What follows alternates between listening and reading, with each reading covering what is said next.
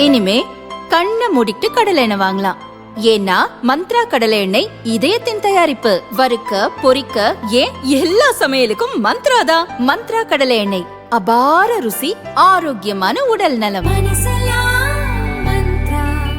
சென்னை பெரம்பூரை சேர்ந்தவர் சகாய ஜெபஸ்டின், வயது 43. மனைவி ரெக்ஸி பியூலா, வயது 38. தம்பதிக்கு 8 வயதில் ஒரு மகளும் 4 வயதில் மகனும் உள்ளனர். இந்த அழகான குடும்பத்தின் நிம்மதியை ஒரு நோய் உலுக்கிவிட்டது. சமீபத்தில் ரெக்ஸி பியூலாவுக்கு கேன்சர் இருப்பது உறுதியானது. கடைசி கட்டத்தில் இருக்கிறார் என டாக்டர்கள் கூறியுள்ளனர்.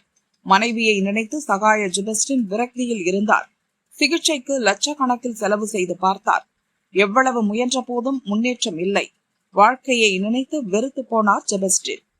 இனியும் உயிரோடு இருக்கக்கூடாது என முடிவு செய்தார். தான் இறந்துவிட்டால் குடும்பம் கஷ்டப்படும் என துடித்து போனார். இறுதியாக குடும்பத்தோடு விபரீத முடிவெடுக்க துணிந்தார். அதற்கு முன் அனைவரும் மகிழ்ச்சியாக இருக்க வேண்டும் என நினைத்தார். ஹாப்பி ஃபேமிலி டே என எழுதப்பட்ட கேக் வாங்கி வந்தார். அதில் யாருக்கும் தெரியாமல் கரையான் மருந்து தடவினார். கேக் வெட்டி கொண்டாடி அதை தனது மனைவி, குழந்தைகளுக்கு ஊட்டினார்.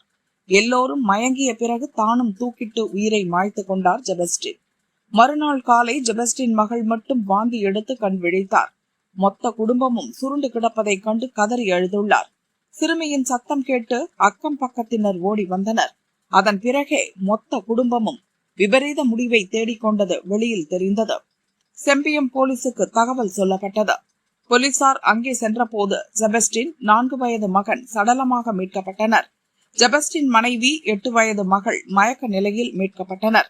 இதில் ஜெபஸ்டின் மனைவி பியூலா ஹாஸ்பிட்டல் கொண்டு செல்லப்பட்டு அங்கு இறந்தார்.